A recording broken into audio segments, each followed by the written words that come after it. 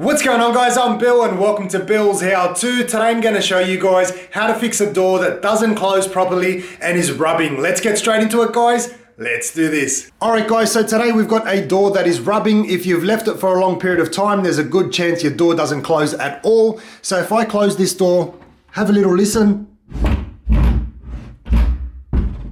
You can hear that annoying rubbing noise.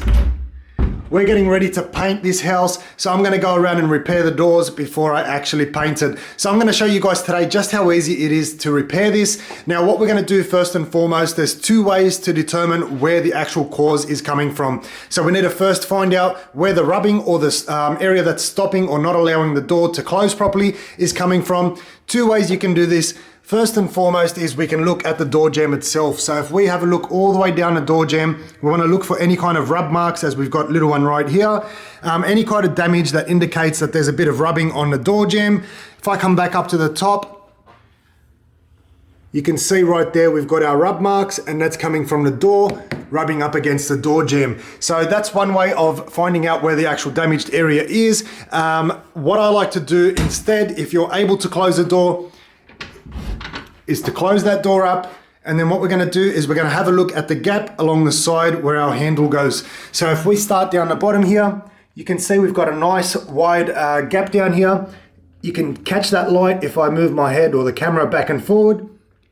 As we come up to the top, the gap becomes a lot more narrow. So we can see here there's no more light coming through that gap. So we know our issue is right up here on the door, on the top left hand side. If I illustrate it with my hand, the door is supposed to be up nice and straight. The door is tilting on a little bit of an angle over to the left. So that top left hand side right there is what is causing our rub mark. The way we're going to fix it is by shifting the door back over to the right. So what we're going to do now is we'll have a look on the hinge side. If we go all the way down from the bottom, once again, having a look at that gap line, we want to see any difference in the gap from the top and the bottom. As we run up to the top, you can see there the gap becomes wider. So that means we've got an issue right here where the hinge is. And what I like to do at this point is open up the door, and then I can rock this door back and forward and see if we've got an issue with the hinge or an issue with the screws. So if I just push on this door, you can hear instantly that little knocking. That means we've got a loose hinge up on the back side here. So once again, rock the door back and forward, and you can see exactly where the issue is coming from. So at this point we can take a Phillips head screwdriver and we can tighten up all these screws on the hinges. Now this one here seems to be all in original condition, which means that we might be able to tighten up all these screws to the point where it's going to pull the door back into original position, and we're going to be able to fix our problem. What I find a lot of the times, especially on houses that have been renovated or people have moved in and tried to do the repairs themselves, you might have a whole range of different screws throughout this hinge here, and what people tend to do is put the wrong size screw in. They'll thread the screw hole, and then we need to actually repair that before we can get the screw to bite on. So in this case here, what we're going to do is just tighten all of these ones here up, turn it over to the right, each one making sure they bite on nice and tight. So far so good. And then we can repeat the process on the other side of the hinge. And we can see there, as I turn that screw, it's simply not biting. So that means the hole on the back side of the hinge here is actually threaded, and what we need to do is repair that hole. We'll check the other two screws. This one here seems to be biting on.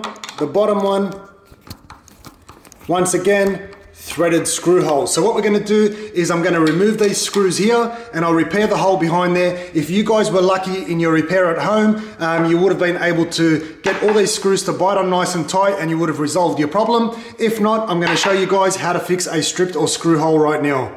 So we're going to remove the screws, turning it over to the left.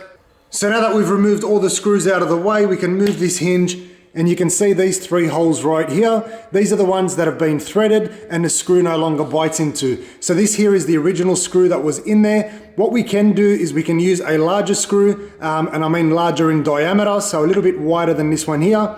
Get that to bite on and we can move on. However, what I like to do is to keep the original screws. This one here is a bronze color with a bronze hinge. So what we're going to do is keep the original screws, and the way we repair these holes is by simply using a wall plug.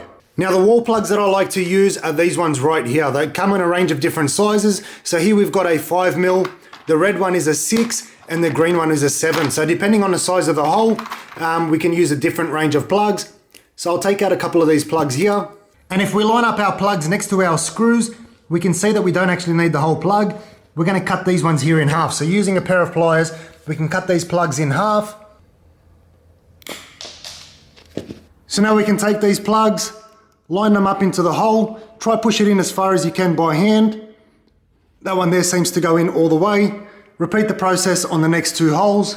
So if you've got a little bit of overhang on your plug, what you can do is take a blade and we can cut that one there nice and flush. So just simply press that down over the blade, over the plug, remove the excess, and now we've got that nice and flush. And once that's complete, you can see there we've got our holes now nicely filled with our new plugs. That's going to allow our screw to actually have something to bite onto now, so we can put the screws back into the hinge, straight into the door. Now we've got that all nice and secure, it's time to test out our door. Perfect. We've got 100% perfect clearance all the way around the door, no more rubbing. And that's exactly what we're after, guys. So we've got a nice consistent gap all the way down the side of the door now, and that is how to fix a door that is rubbing or no longer closing properly. So there you have it, guys. That's just how easy it is to repair a door that is rubbing or is no longer closing properly. Hopefully you guys have enjoyed the video. Get out there and give it a go yourself. It's really easy and straightforward to do, especially now that you guys have a video on how to do it. Hopefully you guys have enjoyed the video. As always, like, comment and subscribe. Until next time, I'm Bill. Thanks for watching Billshowto.